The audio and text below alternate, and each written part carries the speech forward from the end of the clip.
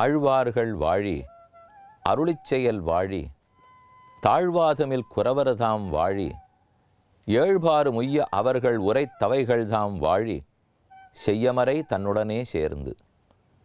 விசத walk சிகாமணிகளான சுவாமி மணவாள மாமுனிகள் அவர் பாடிய உபதேச ரத்தின மாலையில் இந்த பாடல் வருகிறது. அவர்கள் ஆழ்வார்களை போற்றுகிறார். ஆழ்வார்கள்லாம் வாழணும், பல்லாண்டு பல்லாண்டு இருக்க வேணும். அவர்கள் பாடிய அருளிச் செயல் 4000 பாசுரங்களும் எப்போதும் வாழ வேண்டும். அதுக்கு ஏற்பட்டிருக்கிற உரையெல்லாம் வாழ வேண்டும். எல்லாத்துக்கும் மேலே இவற்றுக்கெல்லாம் ஆதாரம் எது? வடமொழி வேத நூல். வேதம், வேதாந்தம், இதிகாசம், புராணம் இவை அனைத்தும் நன்கு வாழ வேண்டும். இந்த வாழணுங்கிறதான் இந்த பாடலாலே அந்த சுவாமி கூறுகிறார். அப்படி வாழணுங்கிறது இப்போ பெரியாழ்வாருக்கு அவர் பாடுறார். ஆனால் பெரியாழ்வார் பகவானை வாழணும்னு பாடுகிறார். நம்ம கடமை என்ன இருந்தப்போ? பெருமான நன்னா இருக்கணும், பல்லாண்டு என்று ஆழ்வார்கள் பாடுவர். நாம் அந்த ஆழ்வார்கள் நன்றாக இருக்க வேண்டும், அவர்கள் பாடிய பாடல்கள் நன்றாக இருக்க வேண்டும், அது நம் உள்ளத்தில் நின்று புரிய வேண்டும் என்று நாம் பாடிக்கொள்ள வேண்டும். நம்மால் நேர கடவுளை பிடிக்கிறதுக்கு முடியாது. ஒரு வழியாகத்தானே பிடிக்கணும். இப்போ இங்கேருந்து 18வது படிக்கு தாவி ஏற முடியுமாண்ணா? ஒவ்வொரு படிக்கட்டாத்தானே ஏற முடியும். படித்துறையே இல்லாட்டா ஆற்றுல இறங்கி குளிக்கிறதுக்கு முடியுமா? படித்துறை இருந்தால் தானே இறங்க முடியும். அதே போல் பெருமானை பற்றுவதற்கு வழி உள்ளது. சடாரென்று தாவி போக முடியாது. ஆச்சாரியர்கள் மூலமாய், ஆழ்வார்கள் மூலமாய், இந்த படித்துறை மூலமாக தான் போக முடியும். விகாகே தீர்த்த பகுலாம் சீதளாம் குரு சந்ததிம். வேதாந்த தேசிகன் கவி தார்க்கிக சிம்மம்னு புகழப்பட்டவர், சிறந்த ஆச்சாரியன். அந்த ஆச்சாரியர் தயாசதகம்னு 100 ஸ்லோகம் பாடினார். அதில் சொல்கிறார், நாம் சட்டென்று பெருமானிடத்தில் இறங்கிவிட முடியாது. அதுக்கு வழி தேவை, படித்துறை தேவை. கங்கை சுழிச்சின்னு ஓடின்னு இருக்குன்னா திடீர்னு போய் காலை வச்சுன்னு இழுத்துன்னு போயிடாதா? படித்துறையில் இறங்கணும், சங்கிலியை பிடிச்சிக்கணும், பக்கத்தில் இருக்கிறவளை பிடிச்சிக்கணும். அப்படித்தான் ஆழ்வார்களை பற்றுவது. அவர்கள் மூலம்தான் பெருமான நாம அவரிடத்துல போகிறதுக்கே அவர்கள் மூலமாக தான் போகணும். அப்போ பெரியாழ்வார் மூலமாக பெருமானை தரிசிக்க போகிறோம். இப்போ நாம் பெரியாழ்வாருடைய திருப்பல்லாண்டு 5வது பாடலில் உள்ளோம். 3வது பாடலில் பகவானைத் தவிர மத்தொன்னை விரும்பாதவனை அழைத்தார். 4வது பாடலில் ஆத்மாவை தன்னைத்தானே அனுபவிச்சுக்கணும்னு நினைக்கிற கைவல்யார்த்தி அழைத்தார். இப்போ இருக்கிறது 5வது பாசுரம். அநேகமாக நம்மாட்ட இருக்கிறவர்களை கூப்பிட போகிறார். அப்படியா? எங்களெல்லாம் கூப்பிடுறாரா பெரியாழ்வார்? எங்களை யாருன்னு அடையாளம் கண்டுவிட்டாரானால் ஒன்றும் இல்லை, வேணும் வேணும் கையேந்துட்டே இருப்போம், கொடுத்துட்டே இருக்கணும். பகவான் எத்தனை கிடைச்சாலும் இன்னும் கொஞ்சம் கொடுத்தா தேவையில்லை. இல்லை நிறையா உனக்கே கொடுத்துருக்காரு, இருந்தாலும் கொஞ்சம் அவங்ககிட்ட இருக்கிறது எங்கிட்ட வந்துட்டா தேவையில்லை. ஏதோ மேலே மேலே மேலே விருப்பம் வச்சுட்டே இருக்கும் பாருங்க. அவனுக்கு தான் ஐஸ்வர்யார்த்தின்னு பேர். ஐஸ்வர்யம்னா செல்வம்.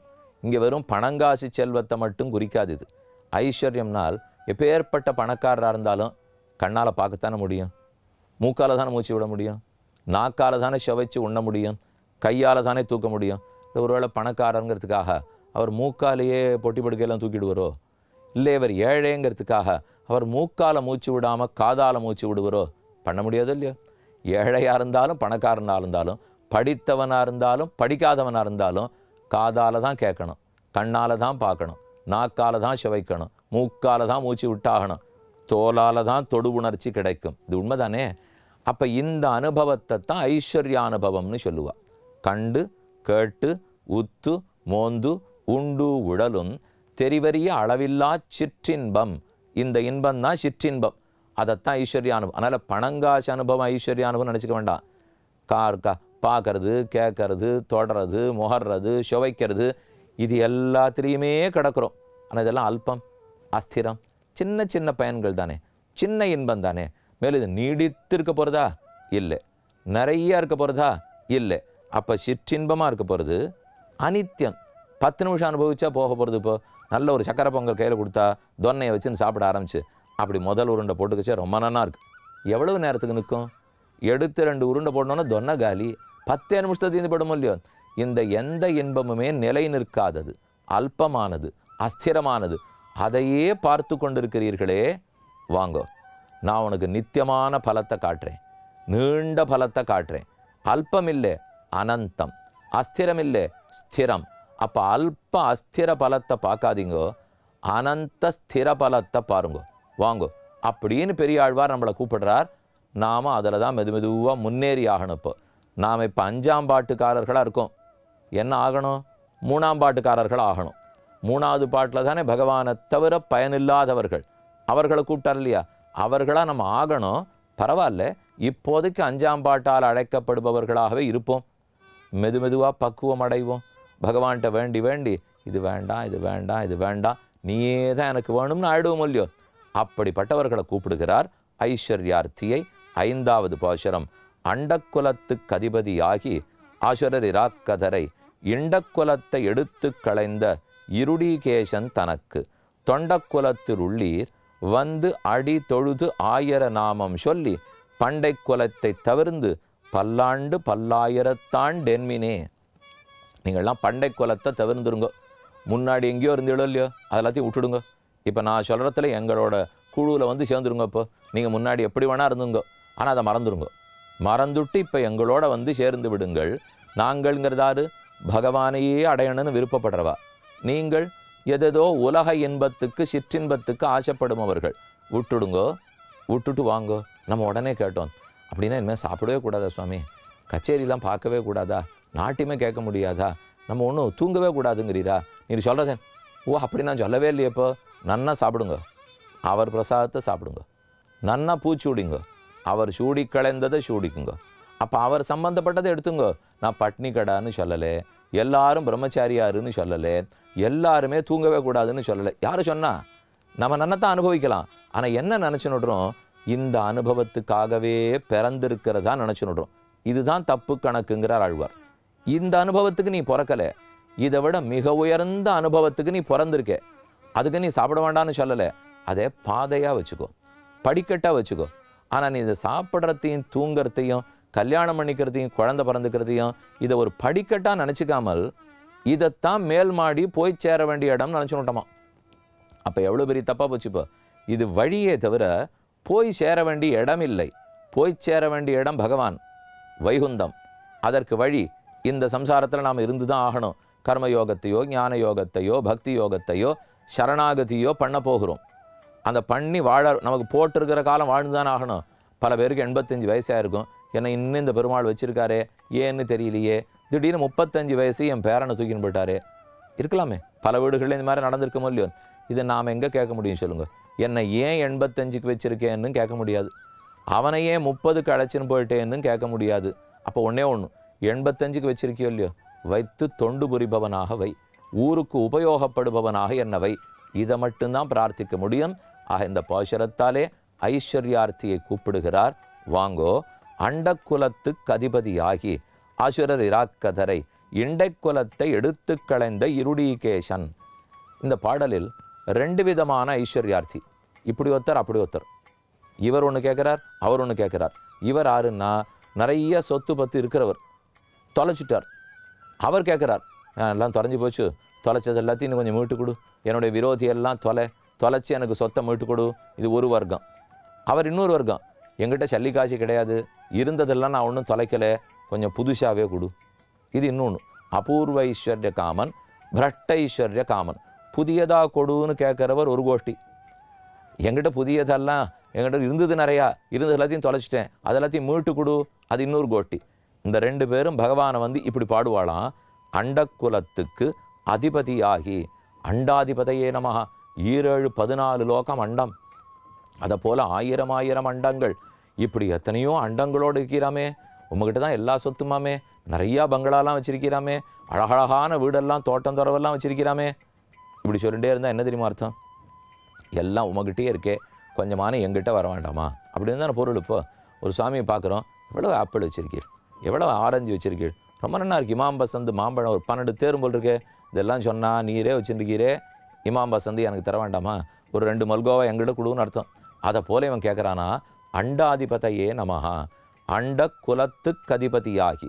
இன்னைக்கும் திருமலை திருப்பதியில் அகிலாண்ட கோட்டி பிரம்மாண்ட நாயகன்னு சொல்லுவார்கள். அகில அண்டத்துக்கும் நாயகனாரு திருப்பதி சீனிவாச பெருமாள் தான். அகிலாண்ட கோட்டி பிரம்மாண்ட நாயகன். அவனை பார்த்து நம்ம பிரார்த்திக்கிறோம், அண்ட குலத்துக்கு அதிபதியாகி. ஆனால் பெருமாள் வரும் இந்த அண்டத்துக்கு மட்டும் அதிபதி இல்லை, உபய விபூதிக்கு நாதன். நம்ம லீலா விபூதிக்கெல்லாம் நாதன், வைகுந்தத்துக்கும் நாதன். அதைத்தான் சொல்லி நம்ம கேட்குறோம், அண்ட குலத்துக்கு அதிபதியாகி. இது ஒரு பெருமை. ஒத்தன் சொல்கிற பாடல். நூத்தர் சொல்கிறார், அசுரர் இராக்கதரை இண்ட குலத்தை எடுத்து களைந்த இருடீகேசன். 2வது வகாறு தெரியுமா, இருக்கிற சொத்தை தொலைச்சிட்டு உட்காந்துருக்கிறவர். அவர் பிரார்த்திக்கிறார், எனக்கு விரோதிகள் நிறையா பேர் இருக்கா, அவள் தான் சொத்தை கொள்ளையடிச்சுன்னு போயிட்டா. அசுரர்கள் இராக்கதர்கள், அசுரர்களும் ராட்சசர்களும், அவர்களை ஒழித்து எனக்கு எல்லாத்தையும் மீட்டு கொடு. அசுரசத்ரவே நமஹா. ஒருத்தன் அண்டாதிபதையே நமஹாங்கிறான், ஒருத்தன் அசுரசத்ரவே நமஹாங்கிறான். அண்டத்துக்கெல்லாம் அதிபதியே, உன் சொத்தில் கொஞ்சம் எனக்கு கொடு. அசுரர்களை அழித்து மீட்டு கொடுத்தவனே, எனக்கு இருக்கிற விரோதிகளையும் அழித்து என் சொத்தை மீட்டு கொடு என்ன 2 பேர் கேட்குறாளாம். அவர்களைத்தான் இப்போ ஆழ்வார் கூப்பிட்டு இருக்கார்.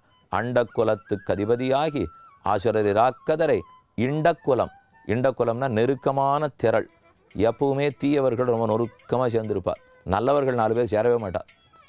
எந்த சபா கமிட்டி ஏதானு ஒன்று வைங்களே, வச்ச உடனே 4 பேர் இருந்தால் 5 கட்சி இருக்கும். அது என்ன சுவாமி, 4 பேர் தான் உறுப்பினர்களே, 4 பேர் தான், 5 பேருக்கு கட்சின்னா ஆமாம் என்ன பண்ணுறது, யார் யாரோட என்னைக்கு சேர்ந்துருக்கானே தெரியலையோ இல்லையோ. இவர் இன்னைக்கு, அவர் அன்னைக்கு, அப்படின்னா தெரியவே தெரியாது. அப்படி இருக்கக்கூடாதுங்கிறார் அவர். நெருக்கமாக ஏனோ தீயவர்கள் தான் இருக்கா, நல்லவர்கள்லாம் விலகி இருக்கா, எங்கெங்கேயோ இருப்பாளாம். ஆனால் இங்கே இருக்கிற நெருக்கம், தீயவர்கள் நெருக்கம்.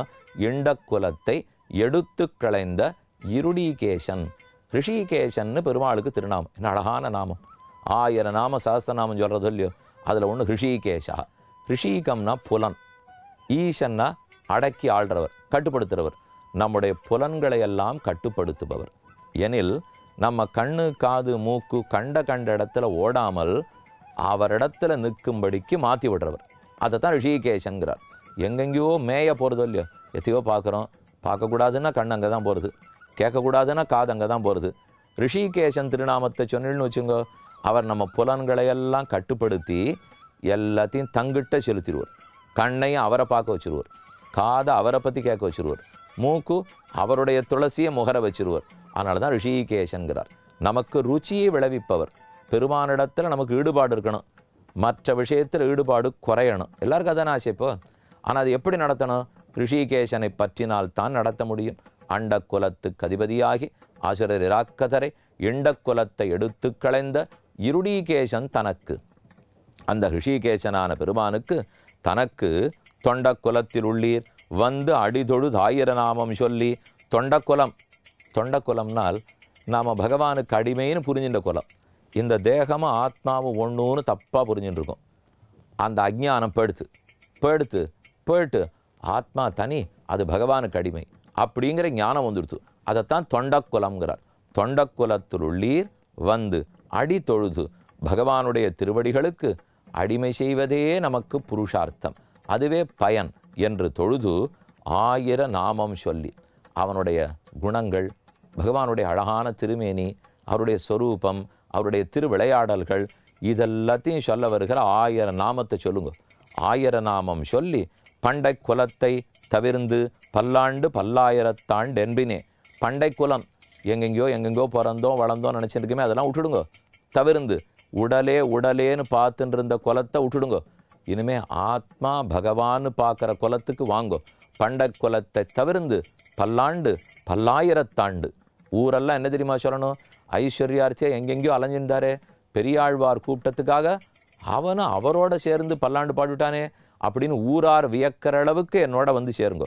பல்லாண்டு பல்லாயிரத்தாண்டு என்மினே. பகவானும் பார்ப்பறான். பெரியாழ்வார் கூப்பிட்டத்துக்கு யாராரோ பணத்தாசையில் இருக்கிறவாளை கூட ஆழ்வார் கூட்டின்னு வந்துட்டாரே என்று குளிர்ந்து கட்டாட்சிப்பறான். அந்த திருக்கண்ணால் குளிர பார்க்குறார் பாருங்க. அந்த கண்ணுக்கு பல்லாண்டு பாடுங்கள். எவ்வளவு அழகா நம்மளை பார்க்குறார். அந்த கட்டாட்சத்துக்கு பல்லாண்டு பல்லாயிரத்தாண்டு என்மினே என்று நம்மையும் கூட சேர்வதற்காக கூப்பிட்டார் ஆழ்வார். 5வது பாசுரம் முற்றிற்று. அப்போ 3, 4, 5 இவை வரைக்கும் பார்த்துட்டோம். காத்திருந்து கேட்போம்.